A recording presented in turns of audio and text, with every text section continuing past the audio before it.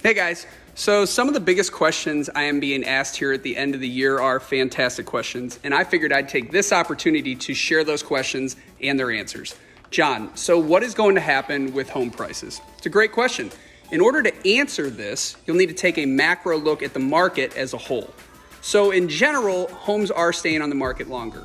However, we are not seeing a large influx of new listings. Nationwide, we are sitting at around 3 months of home supply currently on the market. But in St. Louis, we are still hovering around 2 months of inventory. For a market to be considered balanced or fair, there needs to be anywhere between 6 to 8 months of inventory available. So why are home prices still so high? Simply put, supply and demand. Home prices are driven by supply and demand, and we still have a low supply of homes on the market, meaning continued upward pressure on home prices. So what this means is, even though the market is starting or attempting to normalize, we are still in a market that favors the seller more than the buyer. However, the market we are currently experiencing today is much more buyer friendly than it has been over the past 2 to 3 years. Overall, we are not seeing 10, 20, 30 offers on every house.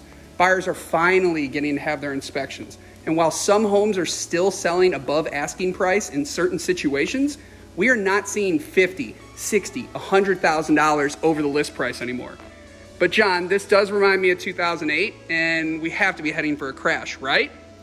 To that point, I would say this: as much as demand is pulling back, supply is pulling back as well. And that reducing downward pressure on prices is happening in the short run. Okay, but what's going to happen with mortgage rates? The easiest way to answer this question is this: whichever way inflation goes, mortgage rates will follow. So if inflation rises, mortgage rates will rise as well. And if and when inflation begins to ease, so will mortgage rates. So keep your eyes on inflation, and this will give you some insight into what to expect for interest rates. Okay, John, so you're saying inventory is still low, rates are higher than they were a year ago, so why should I buy a home right now? That is the question that everyone really wants to know the answer to. And in short, it depends on your current lifestyle situation. Are you renting? You absolutely should buy right now. Why wait? Yes, rates are higher than they were last year, but your rent money, you are never getting that back. You're flushing that hard-earned money right down the drain. Instead, you could purchase a home, own something that always appreciates, something you could borrow against in a pinch, something that you could say is yours, and all the while be the beneficiary of tax benefits. Remember this: if you bought a home 30 years ago, lived in that home, paid off your mortgage, and then sold that home 30 years later, the average seller made an estimated $250,000 on their investment. And yes, a 6% interest rate would be more attractive at 3%, of course, but when you're renting, you are giving 100% of your money away.